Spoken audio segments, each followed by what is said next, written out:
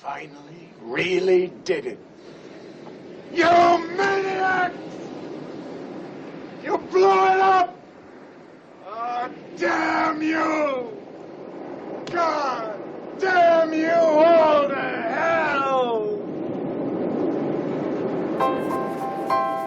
You know, Planet of the Apes is a simple problem that refuses to say simple. A crew lands where they don't belong, and the rules are already written without them. Everything here is already organized, already decided, already moving on without them. And that's why I've always had a real respect for Newman's own balsamic vinaigrette. Not the light stuff, not the zesty one, the balsamic. Thick, a little sweet, a little sharp, like it knows exactly what it is and doesn't apologize for it. You don't fix it, you don't improve it, you don't monkey around with it. Let the movie speak. Welcome back to our show, which concluded last week and begins again this week. Weeks are fungible in the podcast universe. They do seem to be quite variant in length. What even is a week?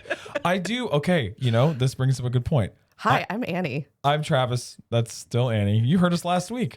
No, I have a new, how do I say this? I would like to introduce some new units and measurements of time. All right. Based on Planet of the Apes. Okay. And these are, you can pick any form of facial hair you want. Okay. It could be a goatee. It could be a sideburn. It could be a full-on beard. And it's like, they've been asleep for one beard. Which is like, that'll make sense when we talk about the movie. Yes. So I think we've probably been off the air, not that this is airing on airwaves, for half a beard. Half a beard.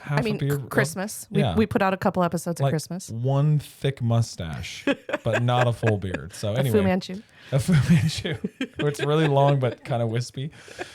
Anyway, we're happy to be back. We are. Happy to be rounding out the 60s with, I think, 3 more movies, one of which is called Planet of the Apes, and it was made in 1968. And boy, howdy, are we going to talk about some apes today.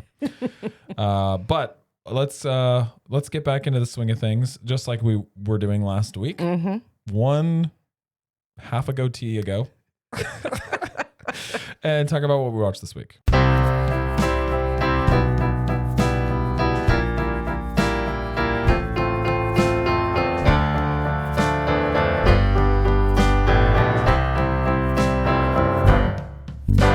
Okay, I'm going to, this would have been a new release if I talked about it like a month ago, but I'm going to talk about it anyway, and then you can go second. How's that? I am completely satisfied.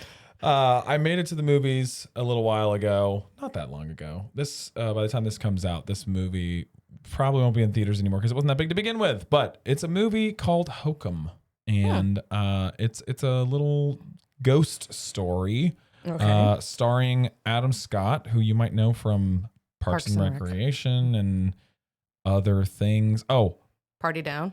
That, which I think fewer people have watched, and the thing that neither of us have watched that everyone else in the world has watched is Severance. Oh, yes. Which I watched one episode of and didn't love like the rest of the world. So I didn't keep going. No. But anyway, it's Adam Scott.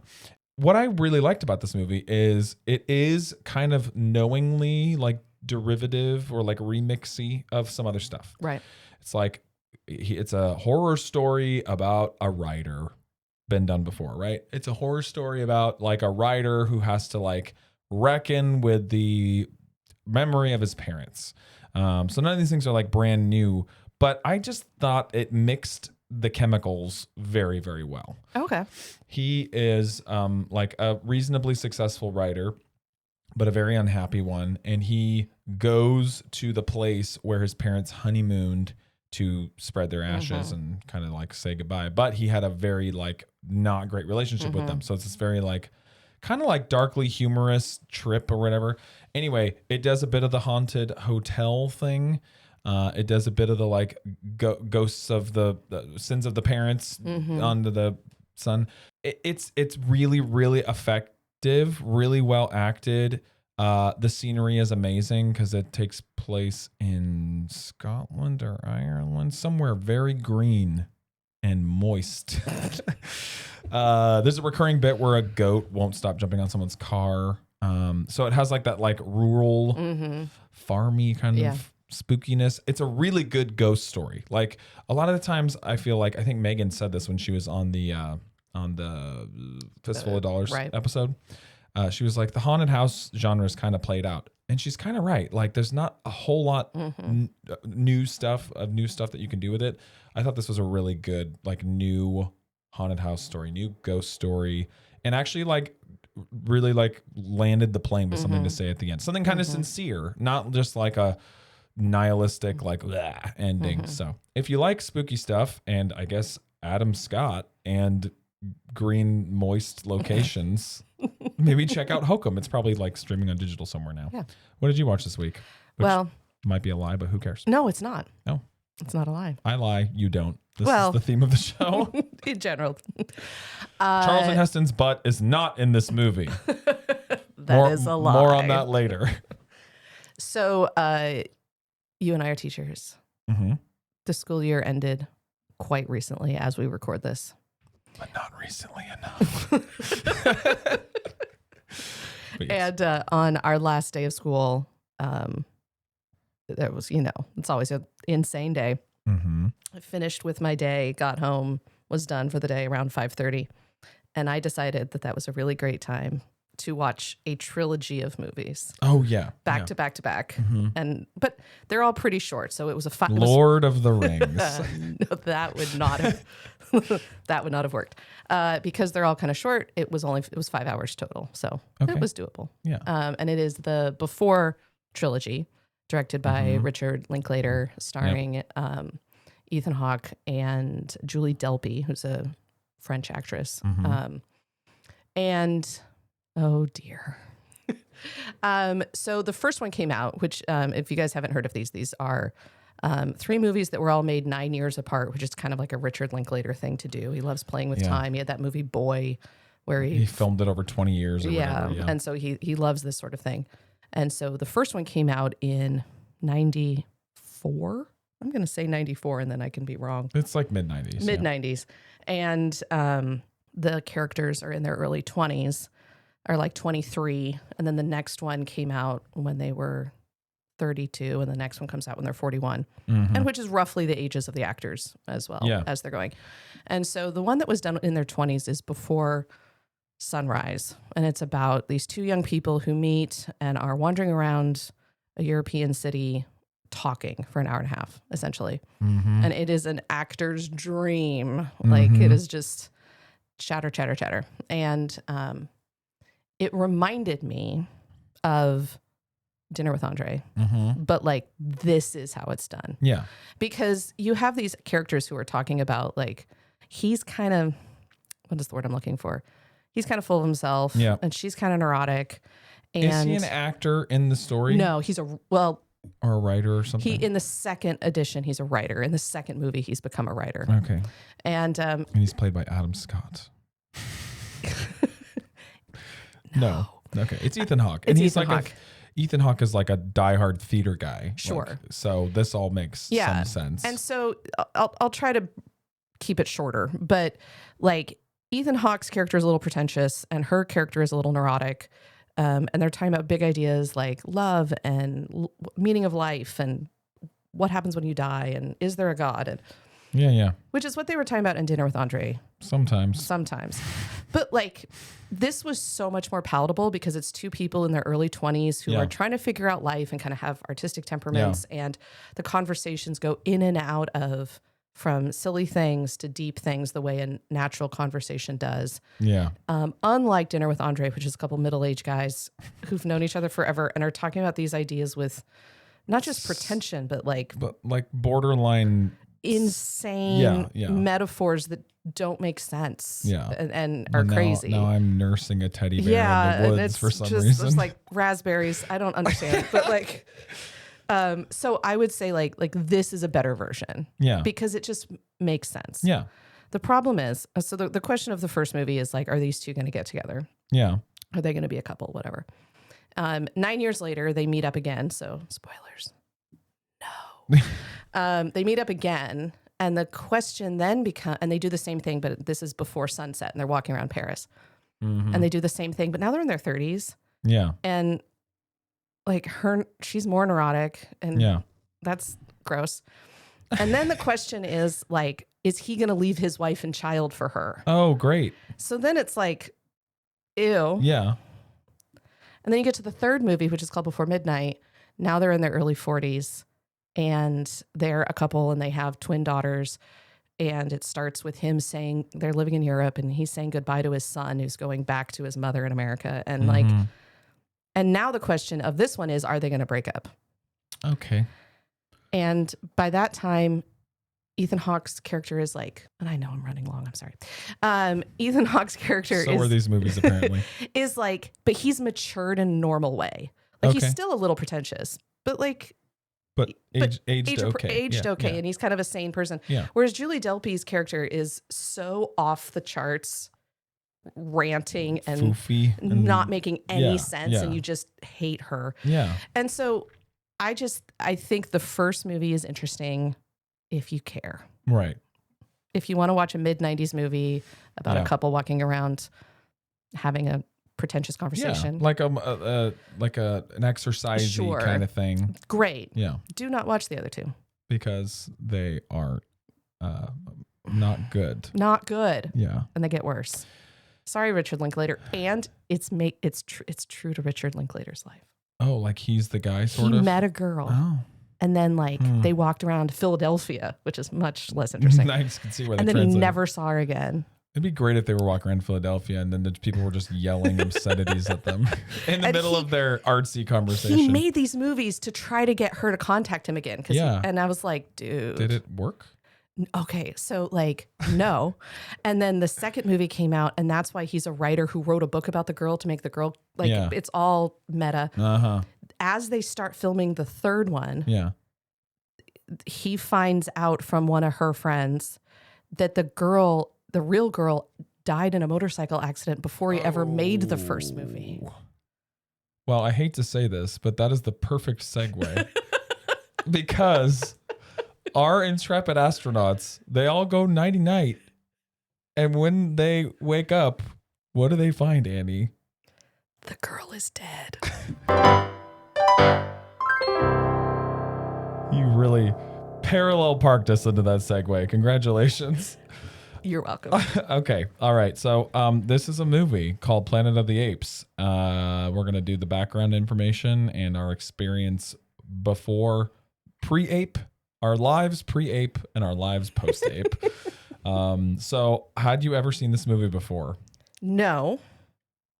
But when we talked about it a couple weeks ago. Yeah, just like half a beer to go. You asked me if I knew about the twist at the end. Yes. And I told you that I didn't. And then when you saw it, you went, I totally knew it. And then when I saw it, I went, oh, I knew this. But I didn't know it was this movie. Yeah. So. Yeah. Kind of an iconic ending. It is, yes. And it's one of those things that you like absorb from, Trivial Pursuit or just random trivia stuff. I think.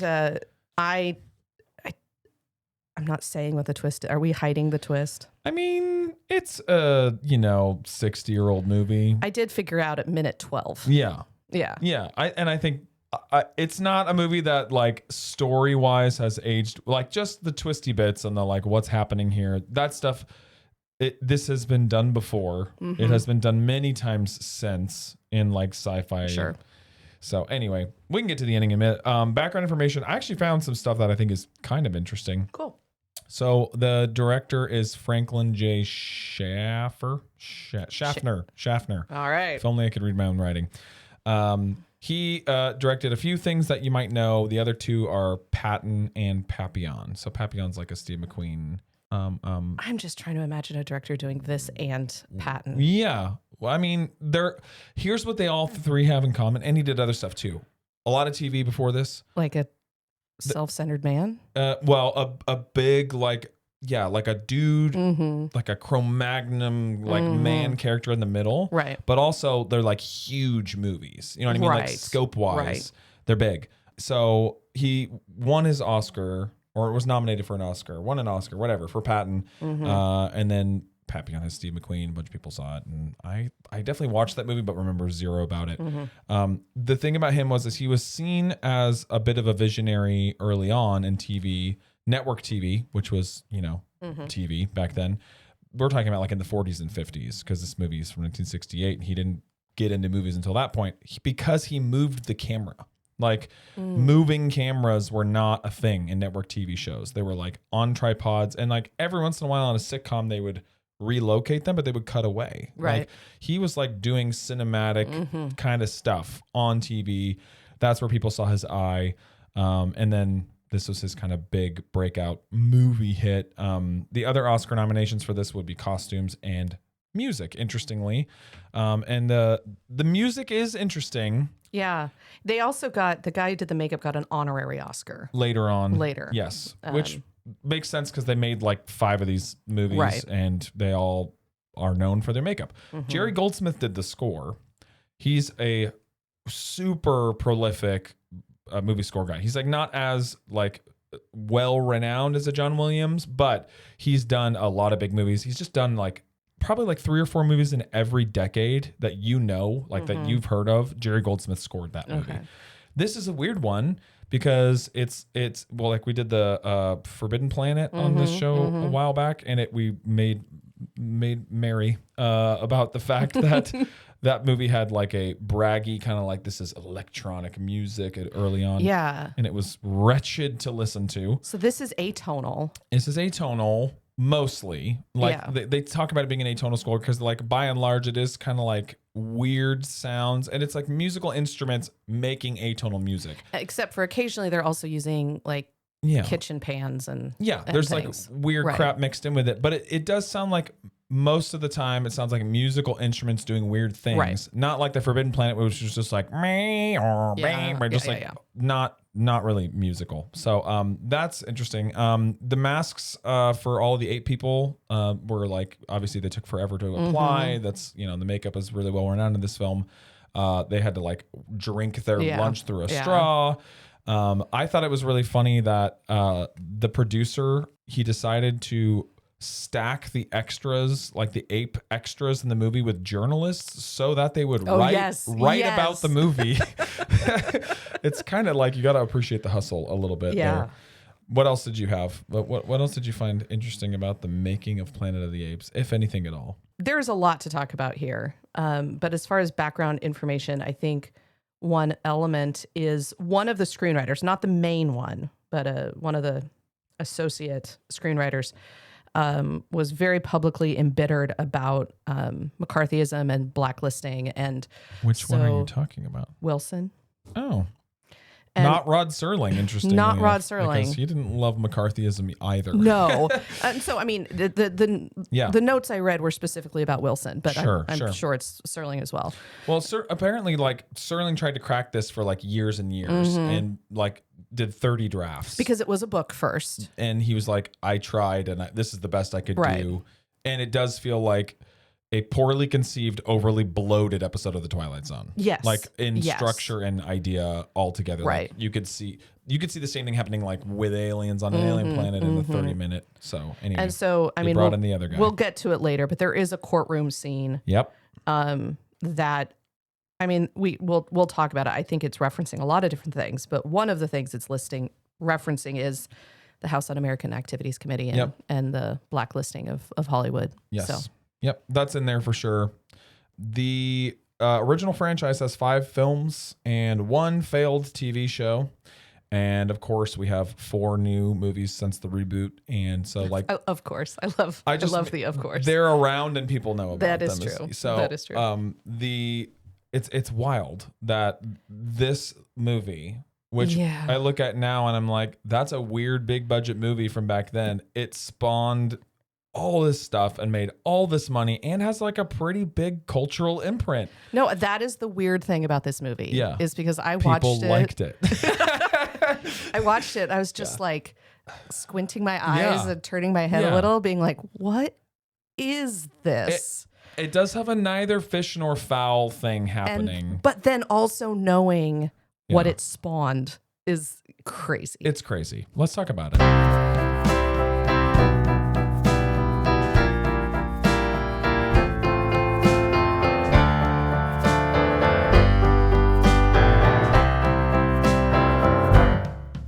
So we could try. I think it's probably got just the right amount of plot to kind of like move through it, but Sure. zippily, so we don't get stuck anywhere. It's got a bit of a classic sci-fi opening. Guy on a spaceship monologuing about what's going on, giving you a big old exposition dump While smoking while on a spaceship. in fact, so smoking is he that the first thing that came up on my watch of this movie before the 20th Century Fox logo was just big bold letters, contains tobacco depictions. And I'm like, I guess this is when people started getting concerned about that, because that's Well, weird. no, that's got to be a new add-on. Right, Like that's what that I has to be a mean. post. Like, think about every movie in the 40s Right, where like that's a 21st century add-on. it looked old. Really? Weirdly, it looked like old. So I don't know.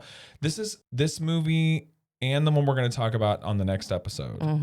These exist in the space of like ratings now have to go on everything. Right. So this is weirdly a movie that has a lot of, sort of violence. It's pretty spaghetti Western violence. There's not like lots of blood or anything. It has some skin occasionally.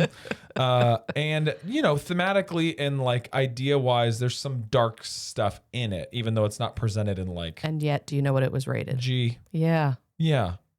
No. What is wrong? What is this? What is wrong? Yes. Because anyone who thinks that bringing small children to this is Yeah, mostly they would just be bored out of their minds. I well, think. yeah, and then also Yeah. occasionally terrified. And reckoning science with faith and like all this crazy stuff. Yeah. So it starts with the monologue. You do get the weird atonal score. As soon as the monologue's over, you get the idea, okay, they're kind of doing like a hyper sleepy whatever thing. They have a mission and they're headed back to Earth. What was their mission? No, they weren't headed back to Earth. They were headed out from Earth. In the first scene, they were headed out. Yeah, the whole time, and they have and then two, beards happen. Yeah, they have two like clocks or Yes. dates, date Our trackers. time and light speed. Yeah, time and it or was like whatever. our time and Earth Yeah. time, Yeah. and so you see that, a few months have gone by for them, but 700 years have gone by on Earth Yeah. So they're on a long mission. to find a new planet to colonize. That's a little gray. Well, It- eventually, they're really bummed when the girl's dead yes, because it The- ruins their by the way, colonization plans. Bring more than one. Because that's All I'm not saying. going to be good for the gene pool. Anyway, I don't even know. I don't even know that it's super clear that it was supposed to be recolonization. I think it becomes clear later. Because he's like, 'Cause there's a couple lines baby to about- the not ape lady on the ape planet. No, it's like when she's dead, they're like, well, there goes that plan. Yeah, maybe she was good at numbers, and that's why they said it. No. I don't know. Whatever. They go nighty night. Credit sequence happens. They wake up in exactly one beard. Yes. This is Yes. I wrote down beards are units Nicely of time. trimmed. Nicely trimmed one beard. Nicely trimmed. Some of those might have been real. A couple of them just shocking. Charlton Heston's was real. Which the is others weird were 'cause glued on. His looked glued on. Yeah. So he just has a bad beard. Yeah. Anyway, they wake up. There's been a 2,000-year jump. They figure that out. They also figure out that like, oh crap, we're out of space gas or whatever. So Yeah. we're Well, crashing. they crash. Yeah, that's what I mean. They're crashing, and they do crash. They open her space bed, and she's real dead. She's juicy looking. No, she's Crusty. dehydrated. She's jerky. You're right. Yes. She's jerky. Excuse me. Anyway, the spaceship crashes. They all swim to the shore, and like I don't know.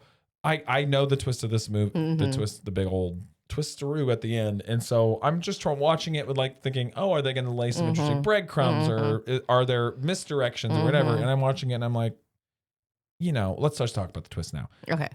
It's Earth. It's Earth. Just The only misdirect in the whole movie, really, other than the 2,000-year jump, is like he says, "No, there's no way we could have landed on Earth. The calculations aren't quite right." Yeah. And you're like, okay. Yeah. No one gonna double check that? They don't. And then they're like, we can breathe here. How amazing. Yeah. Wow. The Huh. atmosphere is perfect. Yeah. One thing I noticed when they land and they're grabbing their space backpacks and figuring out which direction to walk in, there is an interesting shot, and the McCarthyism kind of like Cold War stuff that's, it's in here, but it doesn't feel like it is the point of the movie. And I think that's because this movie is trying to do a whole like truckload of things thematically, and it probably should have tried to do one. Right. But they leave the shore and start walking, and this guy, one of the guys, plants a little American flag in the soil, and there's a really prominent shot of it, like American flag, and these dudes walking away. Well, but this is 68. Yes. Moon landing is 69. 69. So they know, It's, right? Yeah. It's coming. The space race is like on. I also think it's trying to like foreground the idea of like this movie has like an American like a conception of humanity, right? Like that's the men in it are like the most American astronaut. They're like, they might as well be in like army uniforms or something. Sure. So anyway, there's that little bit there. They fall down some rocks fall down on them. Okay, I back up a half a second. Yeah, go ahead. So when they're crashing, Yeah. like there's just some, I'm going to call it interesting camera work to be kind to it. But it did seem new for the day. Yeah. Where kind of you're talking about moving the camera, right? Yeah. Where the, there's some wacky stuff. There's like just some wacky, spinning zoom-ins around. and Dutch angles and everything's going crazy angles. And so I was, you noticed it. yeah. And, I wasn't very impressed in 2026, but I was thinking, hey, I bet this was unusual and kind of groovy. On a screen in 68. Like, especially at a drive-in, I think you're right. I think pre-Star Wars, this stuff probably was like, this is one of the reasons it's like an effective like blockbuster movie is because like the camera work is like alive. Yes. I personally find every one of those choices in this movie crazy gimmicky. Well, crazy gimmicky in hindsight. And like the director's like, oh, can we go in on something? Then let's do it. But none of it, because this movie, like one of my complaints about this movie is it has no atmosphere. Like there is no dread or fun or impending doom. There's nothing. Like it's just so it's crackly dry. Okay, here's what I thought, and this might be too kind. Yeah. I just thought so much of this looked like a wildlife documentary. Yeah. And like I grew up. Not a bad looking one. No, and there's certain scenes in particular which particularly look like a wildlife documentary. Yeah. And so I was thinking if that's intentional, it could be interesting. Right. But it's like not that much about, it's not, if it was like a movie about environmentalism, okay. Right. It's not really about that. I mean, there's like some nuclear warfare, like, oh, you did it. You finally did it. Like, but if you're talking about what it means to be human versus what it means to be an animal, and you're seeing, jumping ahead, you're seeing humans being herded up by animals on horses, which. Animals on animals, hats on hats, if you will. Yes. Okay, we'll save it to the end. I have a way I wanted the movie to end, which it didn't. I find it at this point, literally, these are my notes. They fall down some rocks fell down on them. They find some weeds.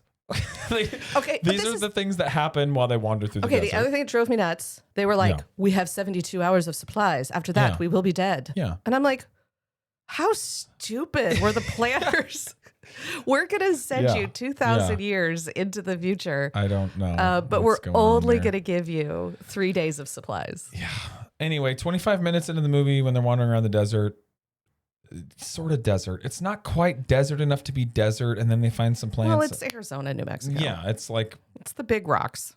Yeah, it doesn't look like arid, sandy desert. It's rocky, and they've landed in the water. They ended up somewhere near the Grand Canyon. Sure.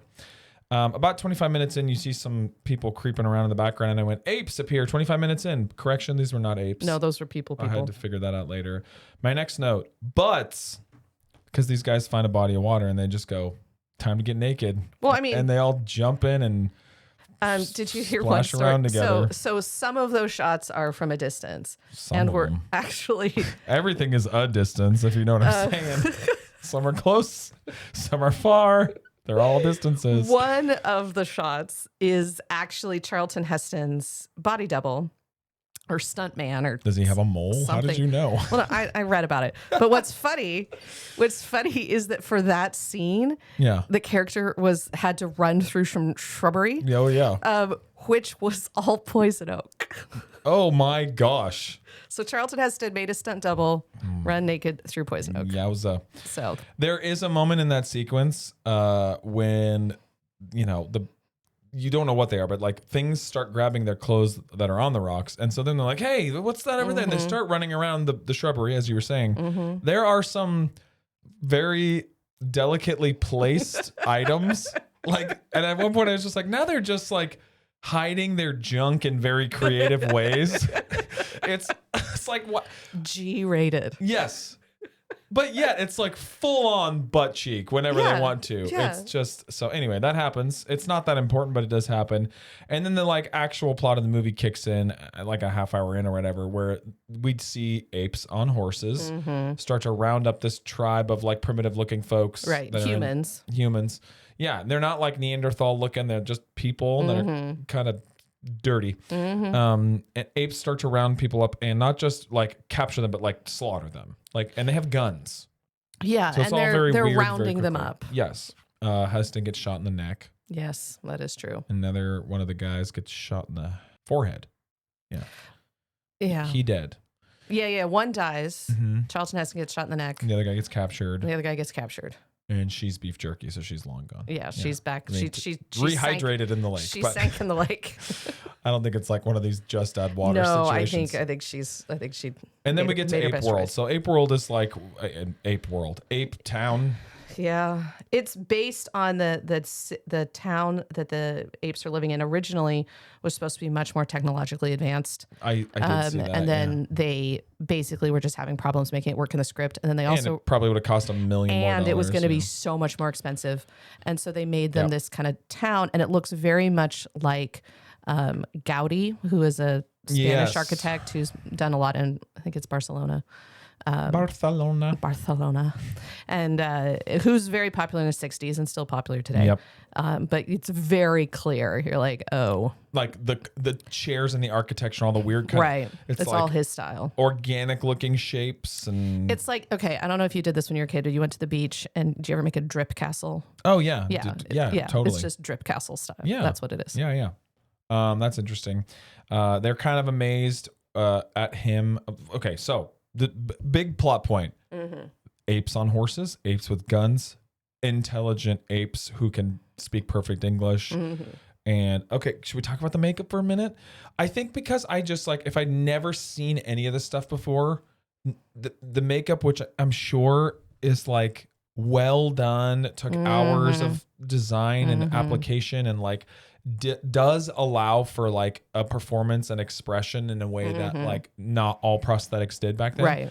It does all that stuff, but I'm not watching this movie being like, oh my gosh, that's incredible, because it is rubbery looking. Yeah. And like their mouths move at the wrong rate, even though the Right. actors are moving their Yeah. mouths to say the lines. The one thing I thought was impressive is that you are seeing their eyeballs. The eyes are good. And the eyes, but you can't see the like where the change happens between Yeah. their skin and the mouth. Yeah. Like that was impressive because the Top eyes, half is really pretty the good. eyes yeah. the eyes look Yeah. right. Anytime something needs to move like a mouth. Same thing with bad CGI. Like when they do like CGI face replacements nowadays, the mouth and the weird teeth is what always gives it away. Yeah. So anyway, it's like, it's well done enough, and it's sort of like you don't think about it because it is that well done. But there's basically what's made really clear quickly is they round up humans and stick them in cages, and you find out very quickly they're not just doing that. They are like lobotomizing them and studying Right, their which brains. happens the and third. So the third astronaut gets lobotomized. He gets and you find out that they're doing medical experiments on them, and I don't know what's happening to most of them, but I'm so confused. But Yeah. this is where we start getting, comments on like Joseph Mengele in the concentration camps, or like the Tuskegee Airmen, Yep. like and all of that, the Tuskegee experiments, and it starts commenting on a lot of more serious yeah. topics in what was for them recent world history. Yeah. But they're doing it in ape masks. Yeah. And so it's this tricky thing where you're like, you look ridiculous, but you're referencing some pretty heavy content.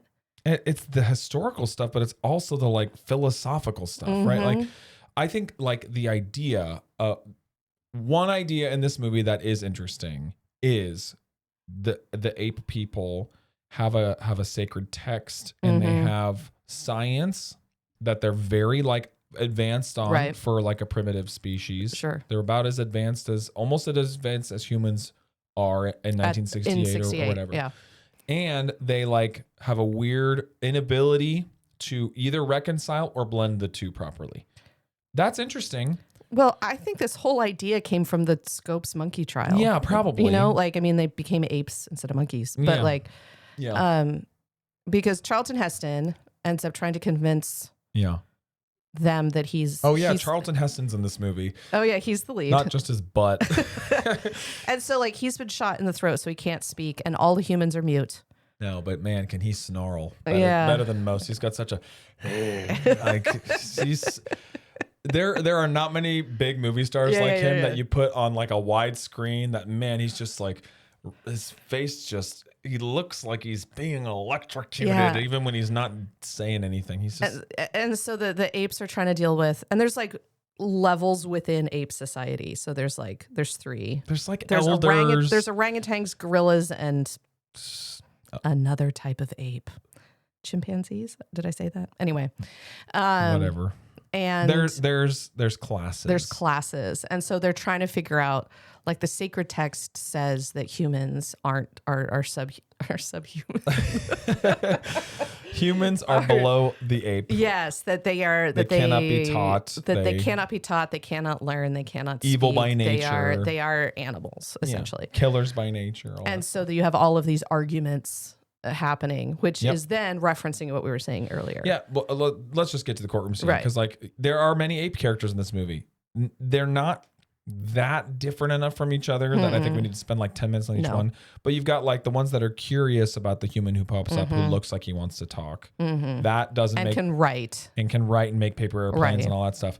And then you've got like the old guard, the orangutan kind of old guard that are like, this is impossible. Don't you even think about believing it. And to the point where you get to the courtroom scene and it's like this kangaroo court, basically, where you have the scientists who are like open-minded to what is this man saying, and how could what he has been saying be true, and our sacred text or our scientific discoveries be true. And then, I don't know, there's McCarthyism stuff in the courtroom scene, but there's also like, I don't know, like weird. There's what in that scene? If you took that's why I think it's the Scopes monkey trial. Yeah, I think it's a combination of those two. Yeah, like evolution versus the evolution debates, faith. and like what do you do when scientific evidence seems to be in conflict with one's interpretation of a holy text, and what do you know? How do you manage that? And so, a lot of the background information I read about this was referencing McCarthyism, and it's there. But I think it's that. I think it's the evolution debates is far more relevant or directly connected to what's going on in this conversation. Yeah. So does it like succeed at any of those conversations to you? I mean, because they do a lot of, this is what I'm saying, no atmosphere. In a movie that was like absolutely dead serious with no like silly action stuff or romantic subplots or whatever, if you want to call what's happening in this movie a romantic subplot, more than a kidnapping or there are ways to have those conversations. Interestingly, there's ways to have the like, what makes a human, or is man evil by nature, or I don't know, like all of those things, but it's again neither fish nor fowl. It's not like fun. No. None of this is like swashbuckling fun. No. It all feels very oppressively serious at times. But then when it's like, when there's a hint of a light moment or like a half a joke or whatever, that gets pulled back. Right. So I don't know. To me, it's like if I was watching this in theaters for the first time in 1968, there are things about it visually and conceptually and scope wise that I'd be like, that was cool to see on the big Yeah. screen.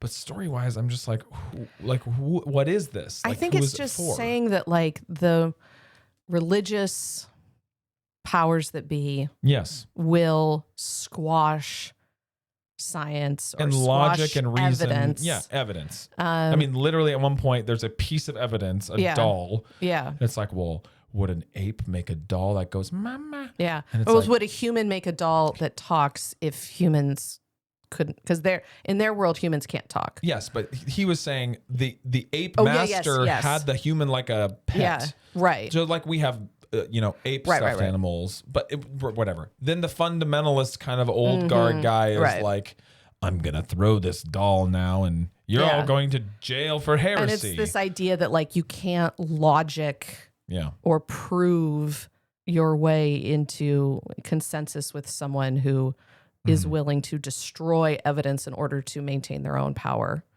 Yeah. But again, like you're saying, It's- that's an interesting conversation to have. It does like 10% of it. But like Yeah. it's done so sloppily Yeah. or half. So Rod Yeah. Serling took 30 whacks at this. That's ridiculous. And what I'm saying is like that makes sense to me, right? Like if like he had gotten the idea, or Richard Matheson, the guy who wrote a lot of the other great Twilight Zone episodes, had gotten the idea like, okay, so we've heard it before, but astronauts crash land. That's how a third of Twilight Zone episodes Sure. start. And there's ape people, and over the course of the half hour, the astronaut is enslaved. There's a debate coming from the apes that sounds like the debates we're having today. And in the end, you realize a society rose up after atomic warfare, and it like the cycle repeated itself. Right. And now the dehumanization, instead of going from, Germans towards Jews or whatever it's trying to comment on, it now goes from apes towards humans in the same way. And then it's like, boom, Statue of Liberty at the end, half hour over. Yeah. Gotcha. To me, like there is a way in which, like in a Twilight Zone tone, which is a show that has nothing but atmosphere. Sure. Even the stupid episodes, you're like, man, I'm loving how kind of cheesy this Right. is. And when they're really creepy, it like really works. This movie is 2 hours and 20 minutes. Yeah. So like if it doesn't have waves to ride, like this sequence was actually fun to watch. And then we got to the really dark part. It all just feels so in the middle to me. Like Okay, so you and I have this history now of recasting leads. And I get why they cast Charlton Heston, because he is this like, he's Moses, right? he is Moses. He is So weird he too, is by the way. large and striking and, a big man and whatever. But like, I don't know.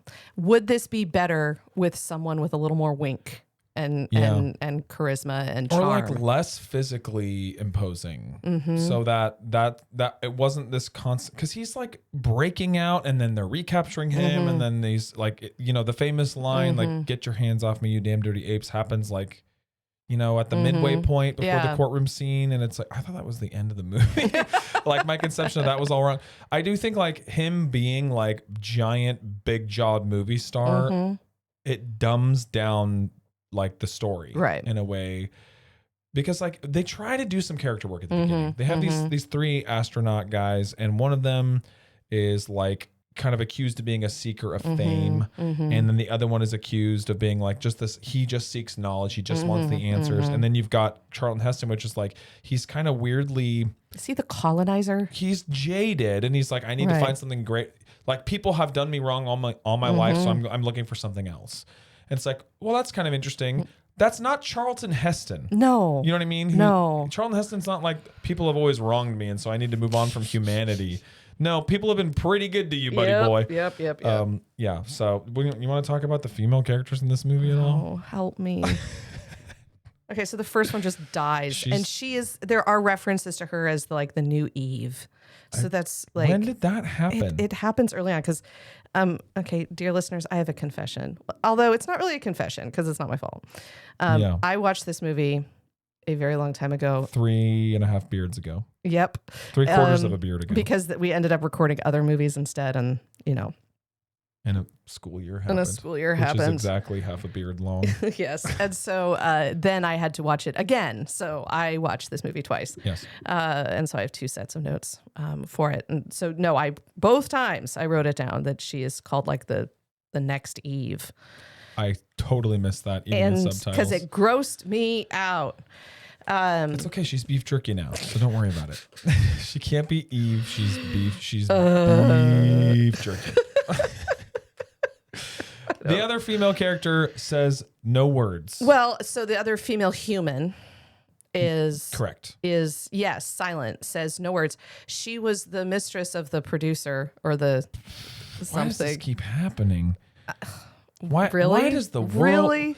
Why does the world work this way? And so she is in. Like, I know this isn't this isn't the origin of the fur bikini, but it might as well be. The like furkini. Yeah, like that's some It's other not, movie. To be fair, we've watched other movies not dissimilar. Like Forbidden Yes. Planet is like this. And Right. It's older. Yeah. And I was still like, what the frick is this? Yeah. Like she's just like in something that's half of a mini skirt. Sure.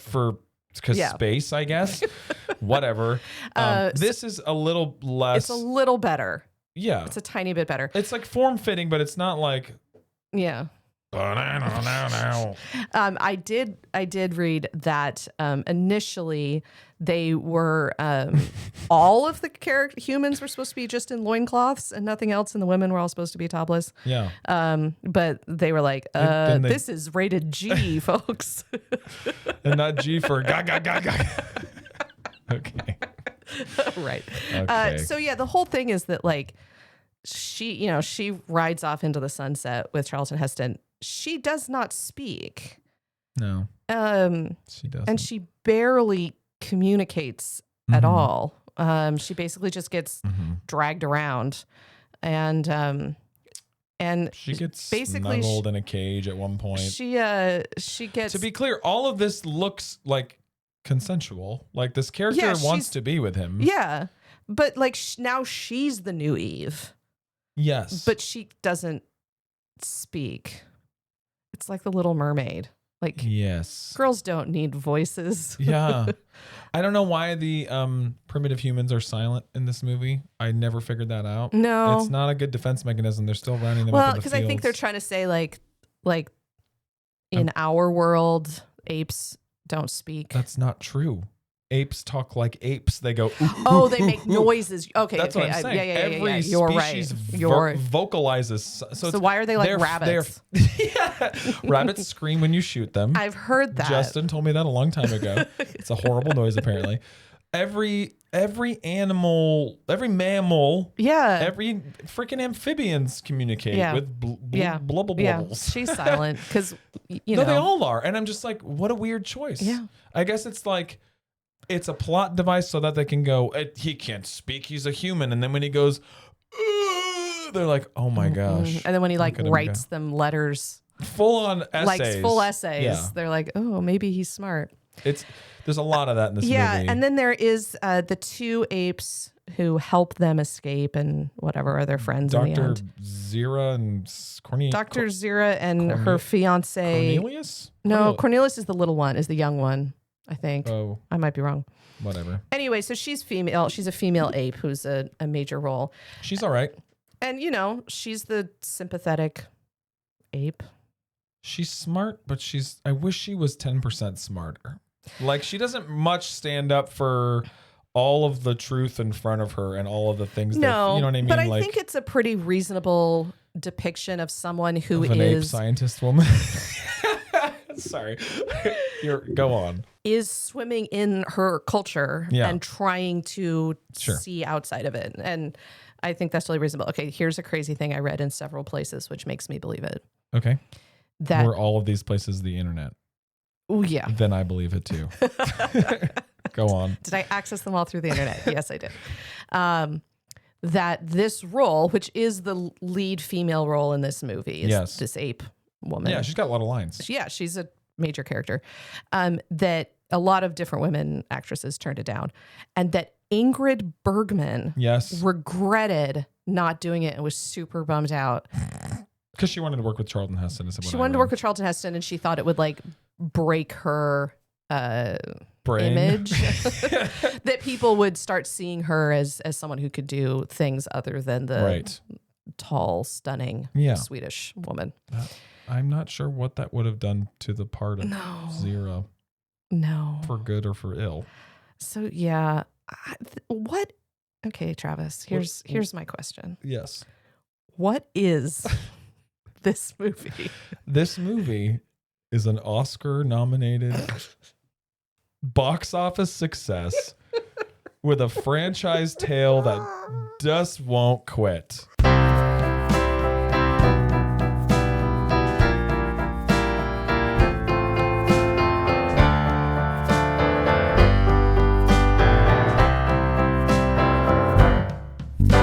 Okay, would you rewatch it? Well, you did. I Sorry. did. I apologize. That's all right. For the It was reasonable. the half a beard gap between Yes. things. Would you rewatch it now? No. I didn't even get this. So if you would rewatch it, how No. often would? Okay. Tell me why. Tell me why. Okay, like I like a silly movie. Sure. I like silliness. Yeah. And I like seriousness. This isn't silly. And it's not quite serious it's enough. it looks too goofy Yes. to take anything it's trying to do seriously. And it's not doing those things well enough. No. Like, yes, it references some big ideas, but it doesn't do anything interesting with those big ideas. And then they look stupid while they're doing it. Yep. And they look ridiculous, but they're not funny No. at all. And there's no jokes. humor. There's no jokes. To the point where when you get to that last bit where they're like the kind of inside and outside of the cave with the evidence in it, there's the younger ape character sounds like a kid. He sounds like a 14-year-old. Roddy McDowell. Yes. Yeah. Distinctive voice. But like he's being a slightly younger ape and you're like, oh, this is like, there's something bouncier and like there's some life here, but it's not like funny. It's just No. like, why haven't we seen like ape babies with their ape moms Right. and like just any more of the society than like the people we spend all the time with are like, I am a high-minded science versus faith and brain lobotomies, and it's all very scoldy in tone. Yeah. So yeah, not fun. It's in this weird middle that makes it for me unenjoyable. Yes. And then I'm just so confused why there's 7 or 8 more movies. Yes. 5 in the original series. And I will say, like, I can endorse the new ones. And here's why. It's just it's not like a remake. Okay.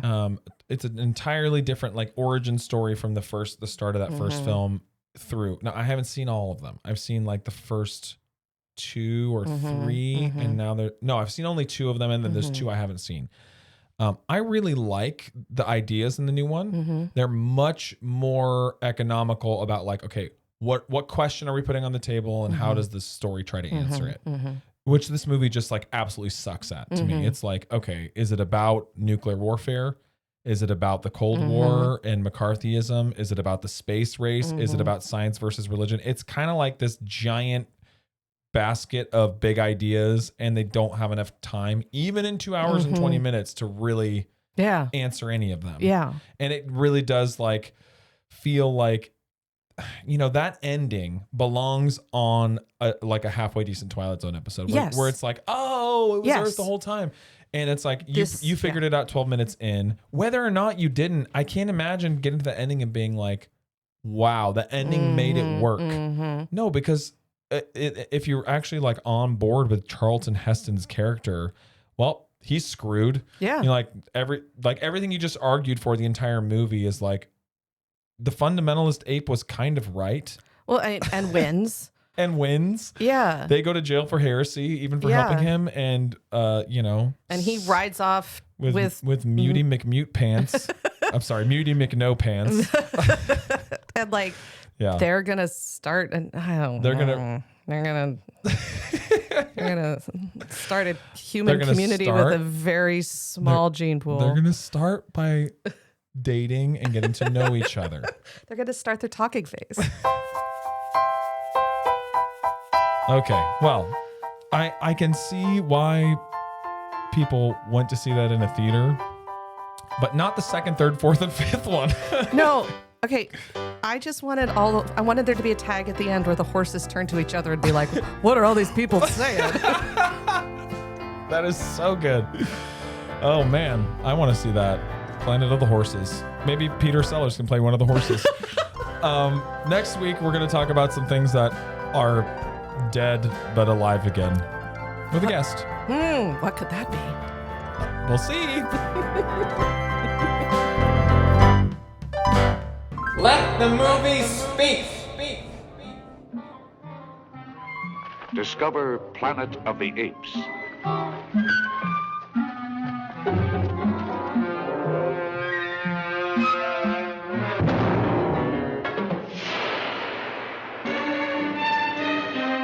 A civilization where humans run wild in the jungles. And the superior beings are apes.